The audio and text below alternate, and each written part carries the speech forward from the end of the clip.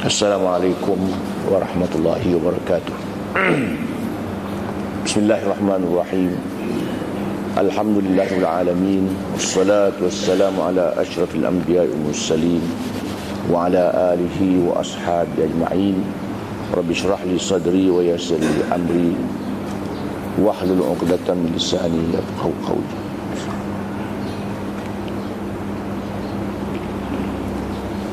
Subhanaka la ilma lana illa ma 'allamtana innaka antal alimul hakim. Rabbi yassir wa la tu'assir, Rabbi atmil khair, Rabbi adkhilni mudkhala sidqin wa akhrijni mukhrija sidqin waj'alni min ladunka sultanan nasira. Saudara pengurusi dan ahli dan kuasa masjid, tuan-tuan imam, tuan-tuan, puan-puan, muslimin dan muslimat yang dirahmati Allah, alhamdulillah pada pagi yang berbahagia ini kita dapat bersama-sama mendirikan solat subuh berjamaah, dan insya-Allah kita sama-sama berkongsi ilmu, mudah-mudahan dirahmati oleh Allah Subhanahu wa taala. Sungguhnya Allah Subhanahu wa taala berfirman, ala inna awliya Allah la khaufun alaihim wa la hum yahzanun. Ingatlah, sesungguhnya orang-orang yang mendapat pimpinan dari Allah tidak rasa takut, tidak rasa bimbang, dan tidak rasa duka cita. Di sini disebut aulia Allah. Aulia ni kalau diikut dalam bahasa Arab diambil daripada perkataan wali. Wali itu satu, ramainya aulia. Macam Nabi juga, Nabi itu satu, Anbiya itu beberapa orang Nabi. Di sini sebut sesungguhnya orang-orang yang menjadi wali Allah atau orang-orang yang mendapat pimpinan dari Allah. Biasanya kita ni apabila menyebut wali, terbayanglah kepada kita bahawa banyak kelebihan kepada wali itu. Umpamanya boleh jalan di atas air, boleh terbang di udara, boleh semayang zuhur di Mekah, semayang asar di Madinah. Begitu bayangan kita begitu. Ataupun dia duit tak ada, buka-buka laci banyak duit.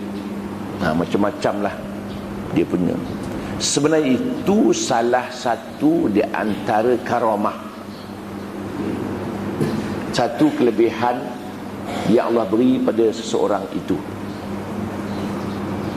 Tetapi yang sebenarnya wali-wali Allah ini kadang-kadang dia duduk bersama-sama kita. Kita tidak tahu yang dia itu merupakan orang yang dipimpin oleh Allah. Dan wali itu pun tak dikenal, melainkan wali Allah juga. La yu'raful wali illa al-wali.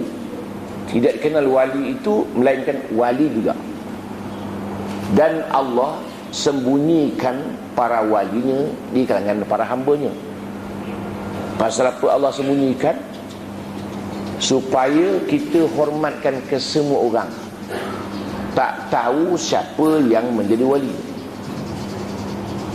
Dan dalam pandangan Syekh Abdul Qadir Jalani, manusia ni ada 4. Yang pertama, tiada lisan, tiada nurani. Dia mengajak orang berbuat baik pun tidak, dia pun memang tak buat baik. Katanya orang ini liar dan derhaka, jangan rapat dengan mereka itu. Dia pun tak mengajak orang berbuat baik, dia pun memang tak buat baik. Dia pun menderhaka kepada Allah Subhanahu wa taala. Yang kedua, ada lisan, tiada nurani. Cakap pandai, buat tidak. Cakap sedap. Wa minan nas man yu'jibka qawlu fil hayatid dunya. Ada orang yang kita rasa takjub, rasa heran perkataannya dalam dunia ini. cakap dia tu sedap, tapi dia pun tak buat. Dia mengajak orang berbuat baik, dia pun tak buat. Satu hari dulu di Johor, buatlah khutbah selaras seluruh Johor. Khutbah jangan merokok. Terpaksa imam-imam membaca khutbah tu. Imam yang merokok pun kena baca juga. Marah makmum. Dia pun merokok, dia kata. Dia seorang berhenti merokok. Ia apa nak buat kan? Khutbah sampai dekat-dekat Jumaat dah. Tengok-tengok buat merokok. Pak imam ni merokok, bagaimana pula kau nak buat ni? Baca jugalah. Jadi mana dia suruh orang berhenti merokok, dia juga yang merokok. Maknanya lisannya ada, nurani tak ada. Dia suruh orang berbuat baik, dia tidak berbuat baik. Itu. Yang ketiga, ada lisan, tak ada lisan, ada nurani. Dia tidak cakap, tapi ia beramal. Yang ketiga ini dia kata, hendaklah kita mendekati mereka itu. Dia jenis orang beramal, tapi nak cakap tak pandai, ilmu ada. Ada jenis orang begitu, ilmu ada, tapi nak cakap dia tak pandai. Tapi dia jenis orang yang beramal. Yang keempat, ada lisan, ada nurani. Orang ini orang yang belajar, mengajar dan beramal dengan ilmunya. Apa kata Syekh Abdul Qadir Jalani? Hendaklah jangan sampai kita bersisih faham dengannya. Dekatilah mereka, dengarlah nasihat mereka. Itulah orang yang wali Allah Subhanahu wa ta'ala. Walau bagaimanapun, kita selalu dengar wali songo. Ya, wali songo. Wali songo ni maknanya 9 lah. Sebenarnya wali songo ni bukan 9, lebih daripada itu. Kerana ia merupakan persatuan. Kerana bila mati seorang, digantikan orang yang lain. Tu wali songo tu. Tapi disebut wali songo asalnya 9. Tapi bila mati ganti, mati ganti. Mereka merupakan orang yang berusaha menyebarkan agama di Indonesia. Sampailah mereka ada kelebihan-kelebihan. Tapi kadang-kadang kelebihan-kelebihan ini ditulis orang melampau-lampau. Ada juga orang menulis tu. Orang yang menulis sejarah Wali Songo itu pun melampau juga, memberi lebih-lebih sangat. Umpama satu hari satu orang wali ni, dia nampak gerbang, satu pintu gerbang bukan mencantik. Dia pun berdoa supaya pintu gerbang menjadi kecil. Pintu gerbang besar tu, doa jadi kecil. Masuk dalam serban dia. Kan tak logik kerja dia tu. Masuk serban dia, dia bawa balik. Sampai kat rumah dia, dia berdoa balik, keluar daripada serban dia, besar balik mula. Ini mengarut lagi. Jadi maknanya kadang-kadang banyak untuk berlebihan sangat. Kita pun tidak dapat nak buat keputusan. Walau bagaimanapun, orang-orang yang mendapat pimpin Allah Ta'ala ni ada mempunyai beberapa kriteria, beberapa sifat. Yang pertama, bukan kita nak jadi wali Allah Ta'ala. Nak jadi wali ni lain, nak jadi nabi lain. Rasul-rasul itu anugerah dari Allah Subhanahu wa ta'ala. Tak boleh kita usahakan untuk menjadi nabi. Tak boleh. Tak boleh kita, saya nak beramal nak jadi nabi tak lama ni. Tak mahu dia. Wali ni ada dua. Satu wali dipanggil wali muktasab, yang diusahakan. Ada wali yang tak diusahakan. Mana ada orang jadi wali, itu Allah anugerah dia. Ada orang jadi wali, memang dia beramal, akhirnya Allah Ta'ala lantik ia menjadi wali. Jadi wali-wali ini ada wali abdal, wali yang tinggi derajatnya. Wali diperingkat, wali naqib, autad, abdal, raut, kutub, qutbul aqtab. Itu dia. Ya, wali naqid, rendah. Kemudian autad, abdal. Kemudian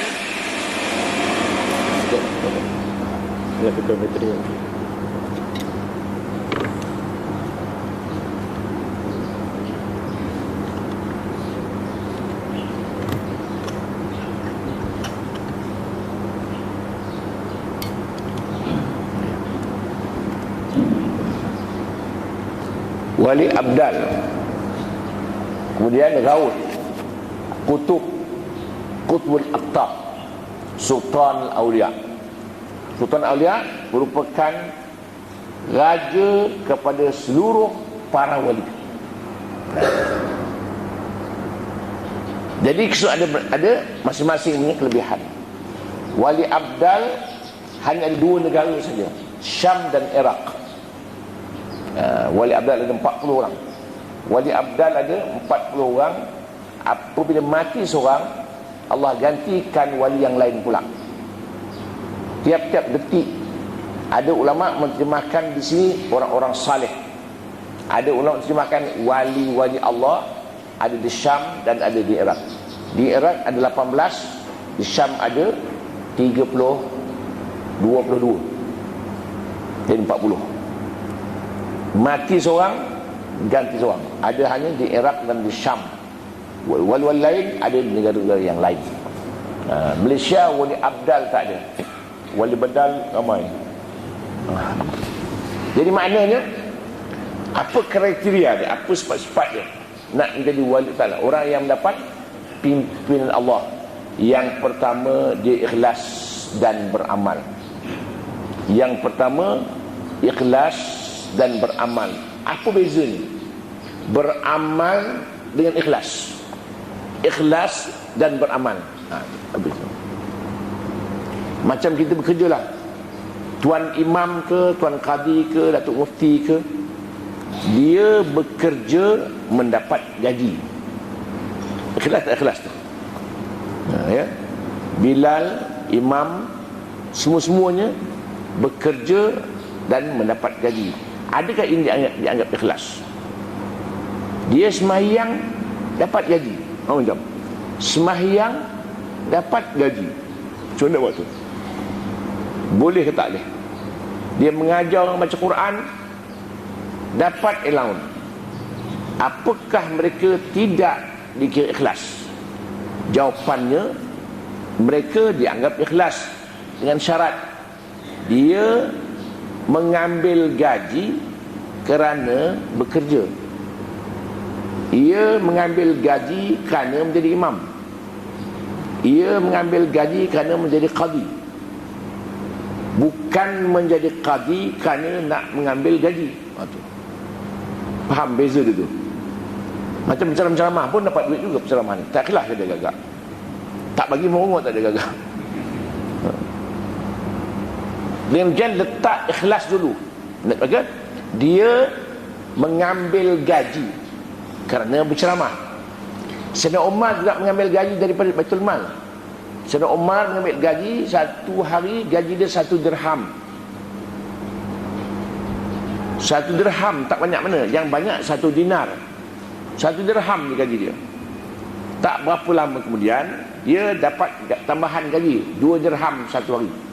Khalifah sebuah negara yang luas, gaji 1 dirham banyak mana, cukup-cukup makan je. Tak berapa lama naik gaji 2 dirham. Dia pun beri isterinya 2 dirham tu. Isteri pula pandai, simpan 1 dirham, makan 1 dirham. Tak berapa lama Sayyidina Umar tahu, dipotong je gajinya, cukup 1 dirham. Macam boleh kita buat kat tu. Kalau kita rumah kita kata awak bodoh, dia kata. Tu. Sama Umar bin Abdul Aziz. Umar bin Abdul Aziz, isterinya bila dia memimpin negara, gelang emas isterinya dimintanya. Ini gelang masuk dalam Baitul Mal. Aku tak mau nanti orang kata aku gunakan duit negara untuk beli emas isteri aku. Padahal duit tu dia punya. Duit dia sebelum jadi khalifah. Tak berapa lama kemudian, 2 tahun kemudian, Umar bin Abdul Aziz pun meninggal dunia. Tak sempat lama merintah. Orang ramai kata, ambil balik emas untuk serahkan balik pada isteri Umar bin Abdul Aziz. Apa dia kata?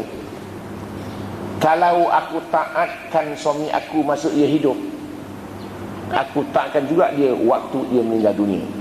Itu yang hebat. Boleh ingat tu statement dia. Kalau aku taatkan suami aku waktu ia hidup, aku taatkan juga kepadanya waktu ia telah pun meninggal dunia. Tu yang payah tu. Jadi artinya toleh balik, ikhlas maksudnya mengambil gaji kerana menjadi imam, bukan menjadi imam kerana nak mengambil gaji. Itu sikit je beza. Itu sebenarnya berikhlas dan beramal. Bila beramal je baru nak ikhlas, salah. Macam kiranya kita sembang jenazah. Sekarang tak adalah, dulu dapat duit sembang jenazah ni. Bukan dulu dapat, sekarang tak tahu dapat tak dapat. Tak dapat lah kot. Dulu dapat RM1, RM5, RM10. Kalau ke tengah-tengah semayang, tak ada tangan, tak ada tangan. Tiba-tiba yang mati ni orang kaya, letak RM1. Macam apa kata kita? Alah, RM1 tak bayar. Dah lari daripada keikhlasan. Satu hari ada seorang pembesar negeri mati. Orang tu tuan-tuan kenal. Meninggal banyak orang boikot, tak nak sembahyang jenazah. Tiba-tiba yang sembahyang dapat RM50 seorang. Banyak yang menyesal tak sembahyang. Menyesal dia. Kalau aku tahu aku sembahyang tadi, bukan nak sembahyang sangat, nak al-fulus tu. Malam pertama kenduri, dapat RM30. Yang tak datang malam pertama, malam kedua penuh orang datang kerana nak duit RM30 tu. Mana keikhlasannya? Sebabnya kita ikhlas ni sesuatu yang amat payah. Al-ikhlasu sirrun min asrari wada'tuhu qalba man ahbabtu min ibadi. Ikhlas itu satu rahsia dari rahsia-rahsia aku. Aku letakkan ke dalam hati hamba aku yang aku kasih. Tak ramai orang boleh ikhlas. Macam kita buat masjid lah. Buat masjid, kerja siang malam pagi petang, siap masjid. Siap. Dah siap, orang tak lantik kita jadi ketuankuasa. Macam marah dia. Penat aku di siang malam kerja, nama aku tak naik. Tak nak sembahyang masjid Ramadan, masjid negara sembahyang. Dia marah. Maknanya dulu nak buat masjid ni kan nama ke kan Ta'ala ke? Wa naktubu ma qaddamu atharum. Kami dah tulis dah. Apa yang kita persembahkan, apa yang kita buat, apa yang kita sumbangkan, dah siap tulis dah. Pasal apa kita nakkan nama di kalangan manusia? Tak payah. Khalid bin Walid, selalu terdengar kisah dia. Tengah-tengah perang, dilucutkan jawatan Panglima Angkatan Tentera, lucut. Lepas habis perang, diserahkan jawatan kepada Ubaidah bin Al-Jarrah. Wahai Khalid, pasal apa kau pergi perang juga? Kau nak pangkat dah tak ada. Apa Khalid? Aku bekerja bukan kerana Abu Bakar, bukan kerana Umar, bekerja kerana Allah Subhanahu Wa Taala SWT. Ada jawatan, tak jawatan, perang tetap perang. Begitu. Jadi maknanya nak dibandingkan bahawa nak jaga keikhlasan tu payah. Macam kita kadang-kadang kita pelihara anak saudara, anak angkat, pelihara bagi makan sekolah siap, keluar dah universiti tadi, bekerja dah dia, tak datang ke rumah sebulan, setahun, 6 bulan tak datang. Mengungkit dia di sini dalam terdarahnya. Sekarang datang atau tidak, pakaian, sekolah, semua aku tanggung. Kan rugi gitu. Maknanya asalnya dapat pahala, tapi dah ungkit, duit pun habis, pahala pun tak dapat. Mudah kena ikhlas. Ataupun kita tengah jalan, duduk tepi jalan, ada orang tukar usaha, bateri yang lemah, encik boleh tolong tolak, Ikhlas kita mula-mula. Nak tolak, tiba tak tolak, hidup dia pun boom, cabut. Macam dia tak guna, dia kata terima kasih pun tidak, angkat tangan pun tidak. Kita dah pernah tolak kata orang tu berpeluh-peluh, pahala pun tak dapat, duit pun tak dapat.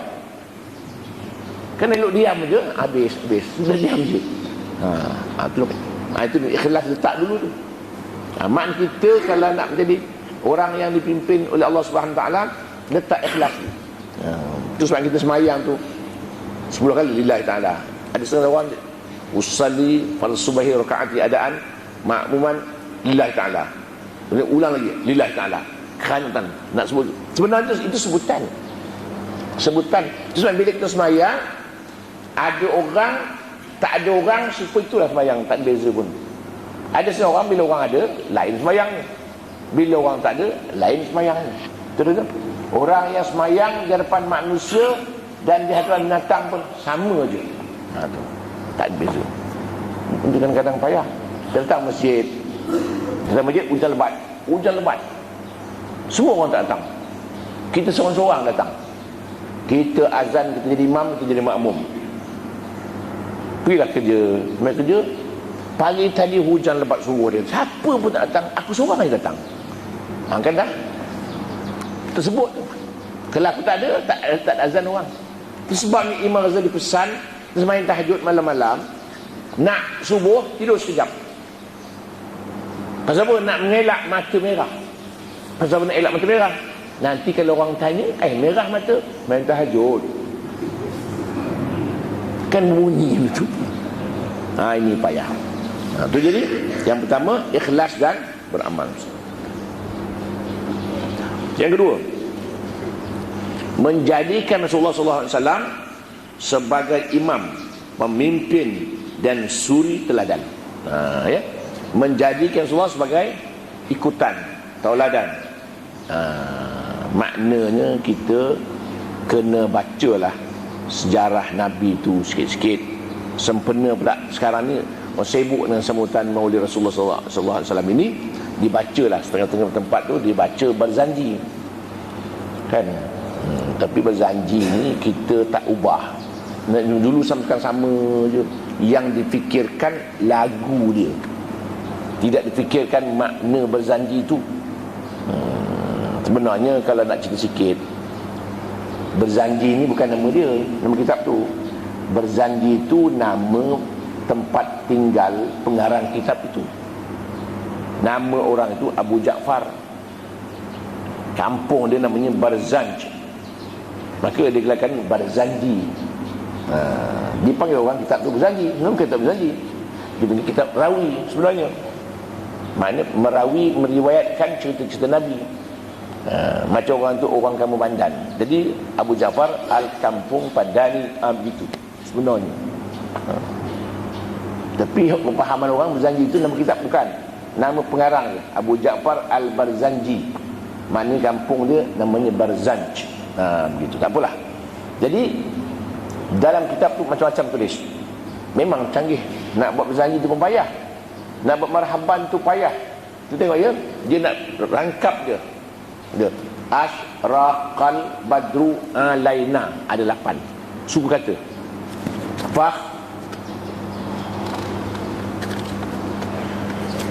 Fahtafat minhul buduru, kan 8 juga. Mudah dia nak buat benda tu, payah je.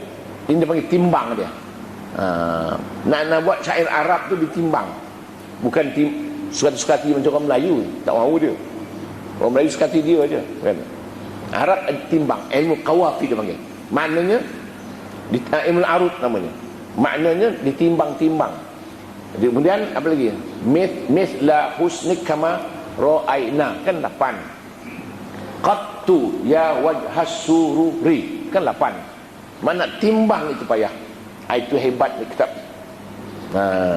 Tapi kita orang Melayu mudah baca je. Tapi yang dipikir oleh orang kita ialah lagu dia. Wa muhayyang ka syamsi min kamudi.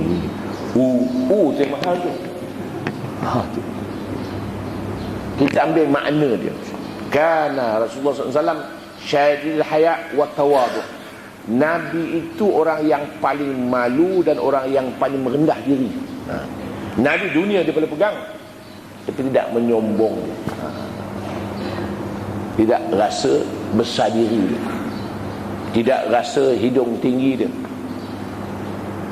Pasal Nabi pun tahu, Nabi menyebut man takabbara adzallahullah. Barang siapa menyombong, Allah hinakan dia.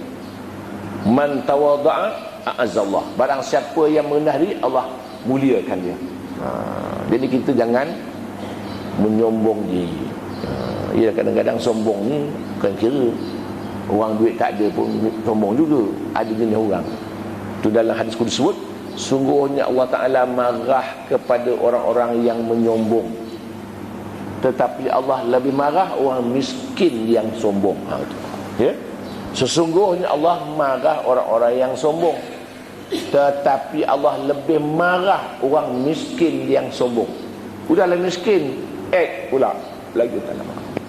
Sungguhnya Allah Ta'ala sayang orang-orang yang merendah diri, tetapi Allah lebih sayang orang-orang besar merendah diri. Pasal apa? Tidak ramai orang besar-besar boleh merendah diri.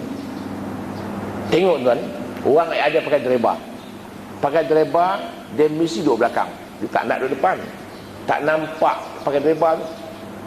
Kalau duduk depan macam menumpang aja. Duduk belakang. Duduk belakang, belah mana? Belah kiri. Pasal apa? Kalau aksiden, dreba mati dulu. Begitu. Itu kaedah dia. Jadi maknanya tengok Nabi merendah diri. Apa dia? Yaksipuna lahu. Nabi kasut dia jadi ini. Baju ditampal. Kambing diperah susunya. Wa yahlubu syatahu. Tapi orang Melayu baca wa yahlubu syatahu, tak tahu pasal apa. Ada pasal atau alif tu ada tanda mati. Dia baca wa yahlubu syatahu. Sebenarnya syatahu. Syah tu maknanya kambing. Nama kita Ahmad Syah, Ahmad kambing lah tu.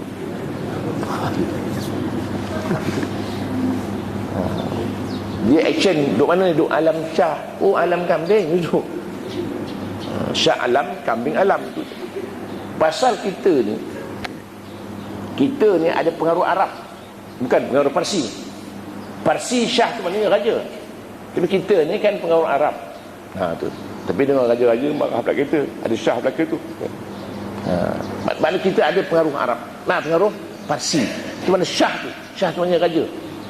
Arab maknanya kambing. Tapi terjemah Syah tu kambing, buruk benda bunyinya. Duk mana ni? Duk alam Syah. Duk Syah alam. Kita rasa hebat, rupanya kambing bunyi duk. Tu je. Jadi itulah contoh teladan Nabi. Nabi apa lagi nak patut ikut? Nabi ni kalau beramal, dia bersungguh-sungguh. Kita selalu dengar kisah Nabi bengkak kaki kerana diri lama sangat. Nabi kalau diri itu 100 ayat dia baca. Diri 100 ayat. Satu ayat ni lebih kurang 10 minit lah katakan. Rukuk pun sama. Sama diri tadi. Sujud pun sama. Kita kalau Nabi tidak pernah miss sembahyang malam.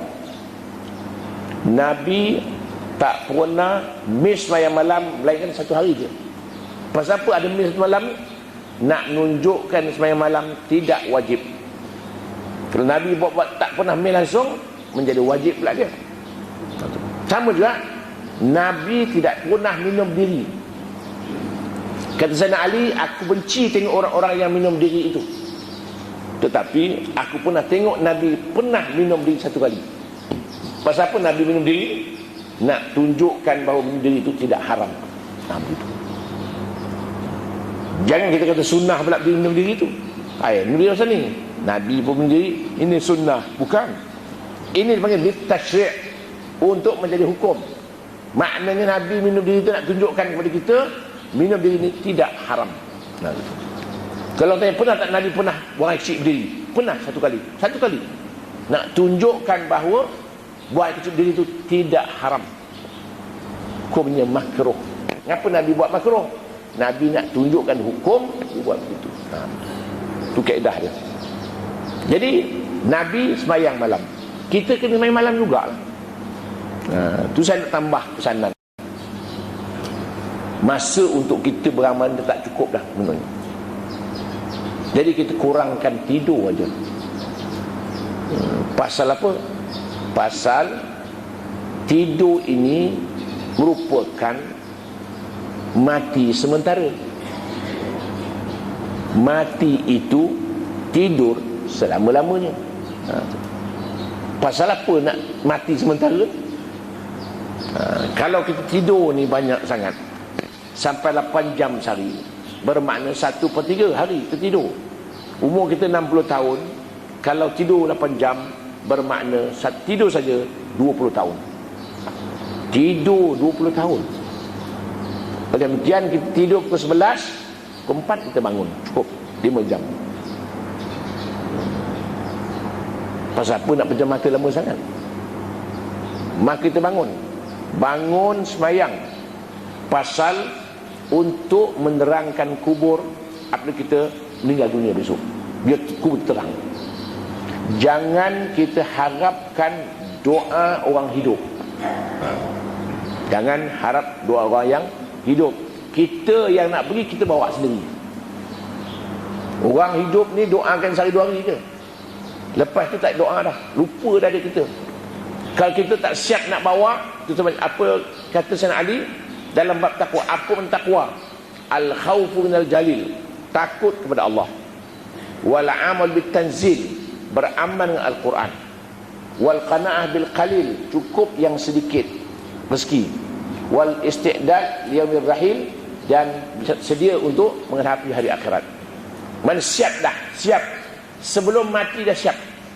Jangan harapkan orang hidup itu nak doakan kita. Dah siap, kita bawa, pergilah sendiri. Ini kadang-kadang kita bila mati aja kita kenuri, bukan? Kenuri konon-konon doakan untuk orang mati. Waktu dia hidup, dia pun tak nak masuk syurga. Semayang tidak, apa pun tidak. Dah mati, kelang kabut keluarga nak kenurikan untuk dia. Boleh masuk syurga tak? Agak-agak lah. Yang untung orang masjid juga. Tunggu, dah lama tak ada orang mati tu. Pasal tak ada kenuri. Bila orang mati, kenuri. Mati, kenuri. Orang masjid tak untung, makan peri. Orang mati belum tahu lagi, belum tahu. Dia pun tak ada masuk surga. Kita yang kelang kabut suruh dia masuk surga. Kita yang kelang kabut. Kadang-kadang baik sangat pula, ajar lagi, mengadap soalan dalam kubur. Ajar, wahai syanu-syanu, sebentar lagi akan datang malaikat, akan menjawab soalan-soalan. Jawablah dengan lidah yang fasih, jangan gentar, kata tuang baca talqin tu. Dia kata jangan gentar. Sedap dia, suruh dia turun tengok. Gentar tak gentar dia. Dia sedap je, jangan gentar dia. Jawab lidah yang fasih, sedap. Minta turun sekejap tengok. Berani tak berani dia. Itu Nabi Wat, ikut Nabi. Nabi seorang yang sangat penyabar. Kita sabar juga. Kita kadang-kadang sembahyang kuat, pemarah pun kuat juga. Itu masalah. Tak dapat kesan sembahyang. Kesan tak dapat. Bagaimana seorang yang rajin sembahyang, yang rajin ke masjid, yang rajin ke surau, pemarah? Macam mana? Apa kesan sembahyang dia? Tak ada kesan. Dia seorang yang beribadat, yang tahu hukum, mengaji siang malam, tapi pemarah. Apa Nabi kata? Ahlul jannah kullu hayyinin sahlin qarib. Ahli syurga itu orang yang lemah lembut, mudah kira, murah cara. Wa ahlun nar ahlus syad wa qabathara. Ahli neraka itu orang yang keras dan kasar pada keluarganya. Yang rumah nak marah aja, nak marah aja. Cepat masak marah, lambat masak marah, tanya marah, tanya pun marah. Nak makan bang, tanya, angkat je, tanya, marah juga. Tak tanya, diam je. Terdarah diam je ni, salah juga. Jadi kita kena tenang. Jangan jadi pemarah. Kita tu saya pesankan selalu, amalkan ya Kudus 100 kali sebelum zuhur. Ya Kudus, ya Kudus, ya Kudus. Wahai Tuhan yang maha suci. Ujung 100, qaddis ruhana, sucikan rohani kami. Baru jadi pemarah. Orang perempuan kalau mengamalkan eloklah siang. Kalau siang tak boleh amal, malam lah. Tapi kena beritahulah suami. Jangan tak beritahu. Besok dengar dia kudus, ya kudus, ya kudus. Ni kudus mana pula ni? Itu Tuhan. Banyak lagi. Nabi seorang yang sangat pemurah orangnya. Ikut Nabi. Nabi seorang yang suka bersahabat, mesra dengan para sahabat. Nabi mulakan beri salam umpamanya. Kata sahabat Sayyidina Ali, aku berapa kali nak bersalam dengan Nabi tak pernah dapat. Nabi dulu. Ikut je Nabi tu. Nabi seorang pemimpin bagaimana? Seorang bapa bagaimana? Seorang datuk bagaimana? Seorang suami bagaimana? Nabi tak nak marah. Satu hari Nabi pergi keluar rumah. Kata yang Aisyah, pergilah ya Rasulullah, aku tunggulah. Kata Nabi, kau tak tunggu, kau tidurlah wahai Aisyah. Tak, aku tak tunggu. Tunggulah. Pergilah Nabi tadi keluar, lambat balik. Aisyah pun tertidur. Tak berapa lama Nabi pun balik. Ketuk pintu, Assalamualaikum. Aisyah tak dengar. Tidurlah Nabi kat luar rumah. Tidur. Tengah-tengah malam Aisyah tersedar. Tak balik lagi Rasulullah. Buka-buka pintu, tengok Nabi ada kat luar. Minta maaf ya Rasulullah, aku tak sedar ya Rasulullah. Tak apa Nabi, aku yang minta maaf, aku lambat balik. Tak, aku yang minta maaf, aku tak sedar. Tak, aku yang lambat balik. Sama-sama aku salah. Cuba kalau kita boleh kat itu. Awak tidur bagi nak mampus. Itu tiru Nabi itu. Itu dua, terangkatkan. Yang ketiga pula. Yang ketiga, tanda-tanda orang mendapat pimpin Allah Ta'ala. Yang ketiga ialah menyintai dan membenci semata-mata kerana Allah. Kita menyintai dan membenci kerana Allah Subhanahu Wa Ta'ala semata-mata. Kita sayangkan orang itu kerana Allah. Kita bencikan orang itu kerana Allah. Bukan kerana sentimen, tak. Sayang orang. Kita selalu dengar hadis, la yu'minu ahadukum hatta yuhibba li akhihi ma yuhibbu nafsihi. Tidak cukup sempurna iman salah seorang kamu melainkan ia mengasihi diri orang lain sebagaimana dikasihkan diri sendiri. Maksud sayang. Jiran sebelah kita ni tak semayang, kita sayang dia. Kita pergilah berdakwah kepada dia. Tak boleh kita mengumpat aja, jiran saya tak semayang lah, tak ada apa. Sampai ke mana? Tak sampai ke mana? Kita je lah. Kita pergi rumah dia.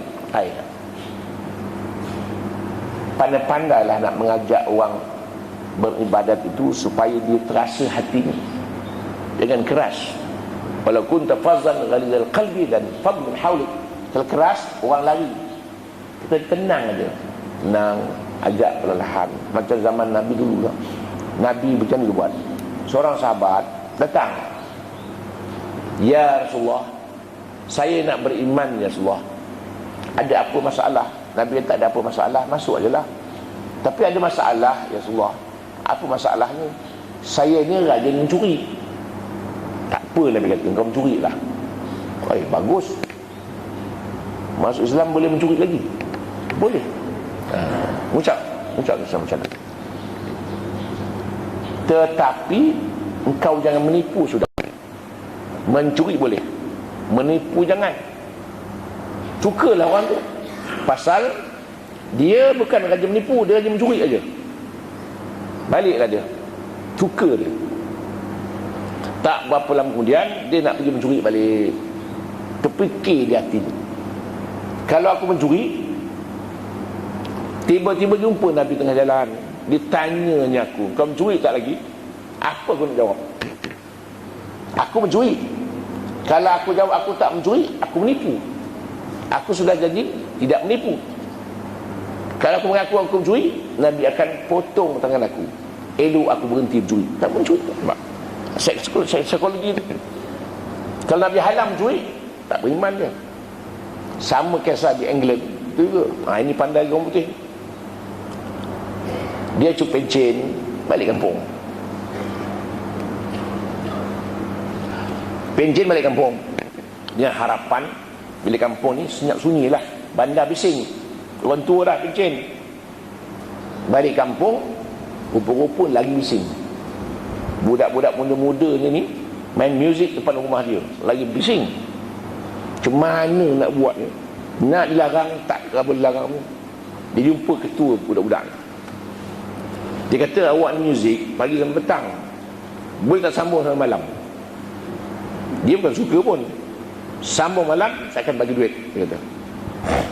Sukalah budak-budak tu. Dia pun free, dia tak bayar apa kan.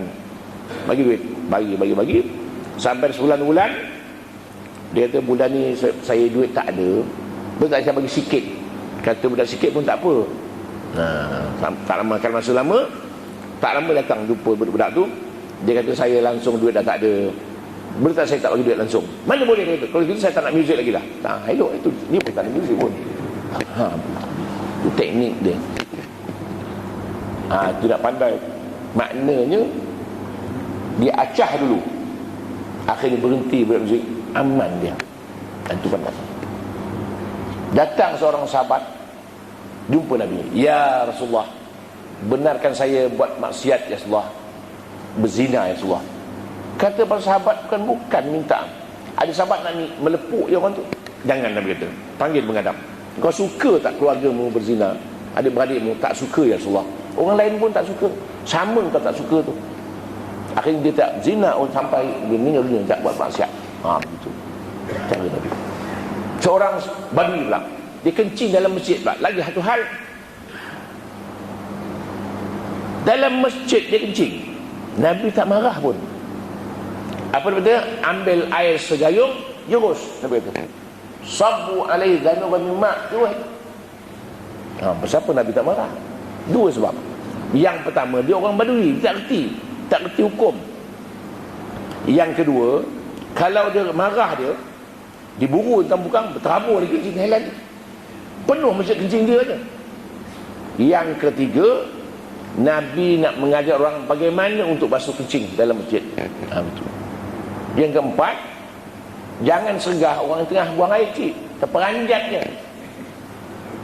rosak pundi-pundi dia. Itu undang-undang dia. Ditulis ulama undang-undang sebut hikmat dia. Macam anak-anak kita lah, kalau dia kencing susah suka hati dia, biarkan dia kencing. Yang segah, terpanjat pula tu.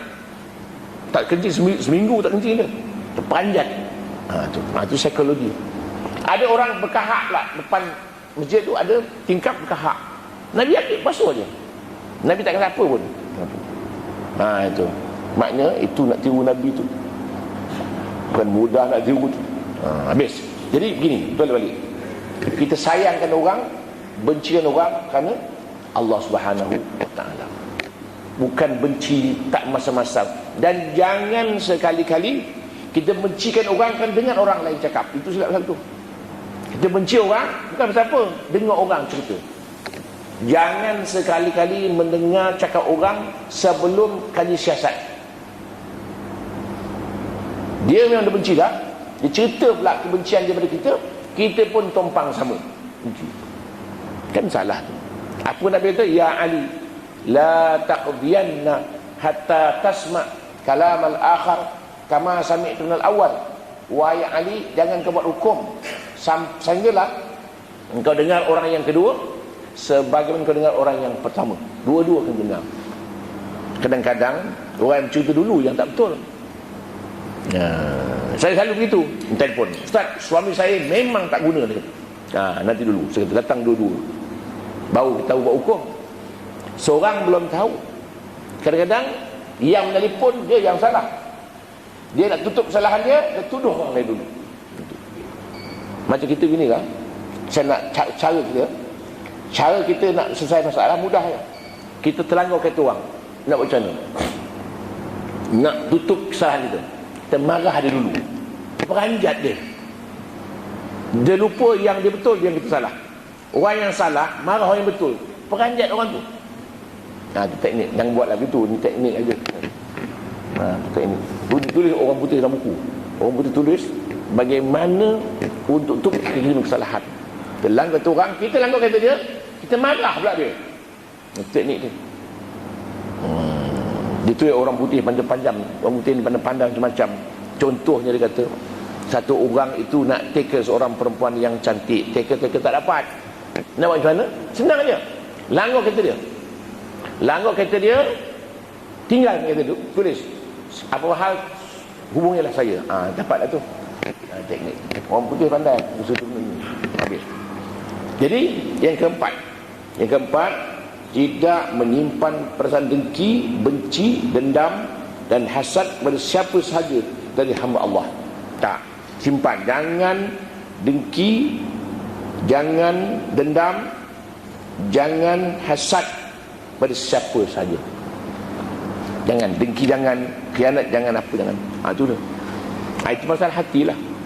Kita belajar dalam kitab tasawuf. Makna dengki tu ialah kita berdoa mudah-mudahan rezeki yang orang terdapat hilang, atau pindah kepada kita, atau sama-sama merana, sama-sama tak dapat. Sebenarnya orang dengki itu dia sudah sakit sebelum Allah Ta'ala beri dia sakit. Itu dengki. Dan amalannya habis, hangus. Kan dengki itu. Itu sebab nak buang dengki itu. Memang tiap orang ada dengki. Syaitan pandai.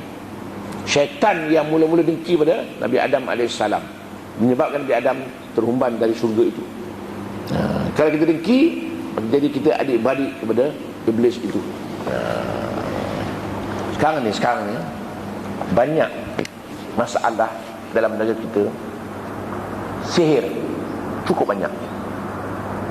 Pasal dengki lah tu. Anak dia pandai dengki, anak dia cantik dengki, anak dapat kerja dengki, beli tukar baru dengki, beli emas baru benci. Apa nak buat? Nak tembak tak boleh, boleh tangkap. Maka sihir cukup kuat sekarang ni. Di Singapura pun kuat, di Brunei pun kuat, di Malaysia pun kuat, Indonesia lebih lagi. Jadi yang untung siapa? Yang untung untuk bomoh. Orang Melayu rajin jumpa bomoh, rajin sungguh. Dia semayang juga, dia semayang, ini perbuatan syirik dia buat. Saya tambah sikit lagi, saya nak pesankan, kita kalau sakit kena sihir, jangan jumpa bomoh. Sudahlah kita sakit, dunia sakit, akhirat pun sakit.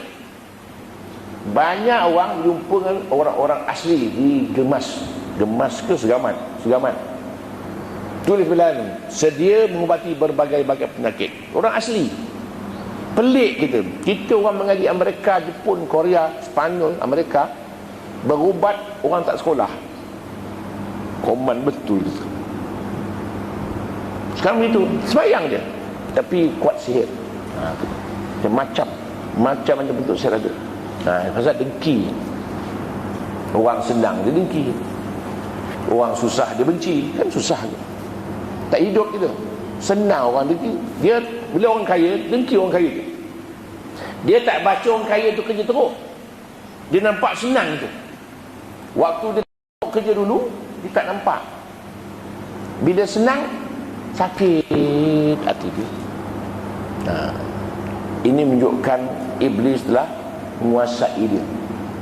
Kita yang berdengki ni orang semayang kuat. Bukan dengki macam mana, iri hati. Kita semayang macam dia juga. Itu dia. Dengki jangan, benci jangan, dendam jangan. Orang Melayu kuat, Arab tak. Arab kalau berkelahi 5 minit aja, pang pung pang pang, sekejap nak berukuk sama-sama dah. Orang Melayu 14 tahun tak tegur. Itu kelebihan orang Melayu, kelebihan dia. Yang keempat, yang kelima, menyempurnakan ibadat-ibadat fardu dan membekali diri dengan ibadat-ibadat yang sunat. Yang fardu jangan tinggal, yang sunat jangan lupa. Satu benda yang kita nak utarakan, kita hari Jumaat sunat sembahyang selepas azan yang pertama. Sembahyang ini tidak muakkad, tetapi ramai orang sembahyang. 90% sembahyang. Lepas Jumaat sunat muakkad, ramai orang tak sembahyang, balik. Kan berbeza. Mengapa yang muakkad tinggal, yang tak muakkad tentang bukan kita nak buat? Yang kena lepas sembahyang Jumaat, begitu. Lepas Jumaat sunat. Gitu. Sama juga sunat sebelum subuh. Kalau tertinggal sembahyang sunat subuh, kita boleh bawa lepas subuh. Kita sembahyang masjid tadi orang dah azan, kamat dah, kamat. Tak dan nak sembahyang sunat subuh. Kita boleh bawa sembahyang subuh selepas subuh. Bukan ba'diyah. Sembahyang yang qabliyah tadi tu dia anjak selepas dan tak sempat. Kerana pahalanya terlalu besar. Tapi kita nak buat pun payah. Takut orang nampak. Orang kata, sembahyang sunat lepas subuh mana ada. Tak kerti lah tu, bodoh lah. Bodoh ni kata. Pada yang tak kerti.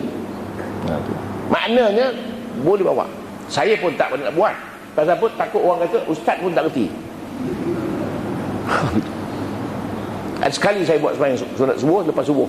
Ada orang tanya, nasib baik dia tanya, mengapa ustaz sembahyang sunat subuh lepas subuh? Dia kata, memang pasal tak sempat tadi. Pahalanya rakaatul fajr khairu min dunya wa ma fiha. 2 rakaat sembahyang sunat fajar lebih dari dunia dan isi kandungannya. Besar pahalanya. Sebab kita main sunat ni, kita mayang fardu ni kita lambatkan sedikit, mengizinkan orang-orang yang terlambat sembahyang sunat. Lambatkan sedikit. Saya ingat tuan guru saya dulu memang orang alim sungguh. Tiap-tiap hari bangun pukul 3 pagi. Sembahyang subuh dia lambat sikit. Tunggu makmum datang. Waktu dulu tahun 65 tu, tuan guru saya ni memang orang terlalu kuat beramal. Tiap-tiap halam pukul 3 start beramal sampai subuh. Subuh dia tak pernah tinggal masjid. Waktu dia sakit, kami pikul dia ke masjid, angkat dia, bawa ke masjid. Akhir bila tak daya langsung, kami sekali sembahyang rumah dia pula. Dia tak tinggal langsung jemaah. Dia pukul 3 pagi dah beramal dah. Wirid anak beranak wajib bangun semua waktu nundang dia. Itu pun dia tangguhkan sembahyang subuh itu lambat sedikit. Untuk lepas itu kita sembahyang, kadang waktu pukul 5 suku, dia sembahyang subuh pukul 6 pagi. Itu lama.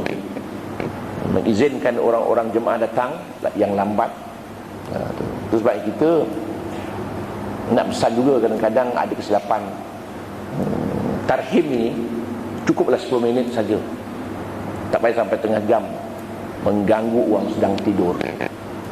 Ditulis oleh Dr. Ahmad Shalabi dalam bukunya Keadaan Sosial dalam Masyarakat Islam. Itu dia kata, jangan salah guna mikrofon. Ramai orang yang dah sembahyang tahajud dah pukul 3 pagi, dia tidur sekejap untuk nak sembahyang subuh. Tiba-tiba kita dah start tarhim, bukan main kuat, mengganggu orang sedang tidur, anak-anak kecil dan sebagainya. Cukup 10 minit je untuk menjelang subuh, untuk orang bangun dan siap-siap untuk ke masjid. Tak payah awal-awal. Semalam saya pergi sebuah tempat maghrib, dia baca Quran bukan main kuat, bukan main bising. Maknanya waktu petang nak maghrib, cukuplah 10 minit. Kalau nak tarhim, nak buat apa benda pun, adillah untuk kita nak siap-siap ke masjid. Tapi kalau sudah bukuat macam kampung baru tu kan hospital, kita rasa dapat pahala, rupanya dapat dosa, mengganggu orang lain. Kita sedang baca Quran, orang tidur, kita slowkan Quran tu, nundang dia. Kan, hendaklah berhenti baca Quran kalau orang sedang tidur. Jangan ganggu kerehatan mereka tu. Dia beramal seorang-seorang, tak payah sebut-sebut dengan orang lain. Kadang-kadang silap, setengah-setengah surau ke masjid, tarhim start pukul 5 dah start dah. Kita rasa dapat pahala. Ada orang sangka dapat pahala, rupanya tak dapat. Dapat dosa, mengganggu orang. Dalam Islam itu keadilan sosial. Begitu kaedah dia. Dah habis sekali balik. Jadi kita balik. Yang fardu kita buat, yang sunat jangan lupa. Kerana fardu itu merupakan modal, sunat itu sebagai untung. Buatlah yang untung tu. Kalau berniaga, pandai pula kita cari untung. Kan? Dan Allah tak nak untung.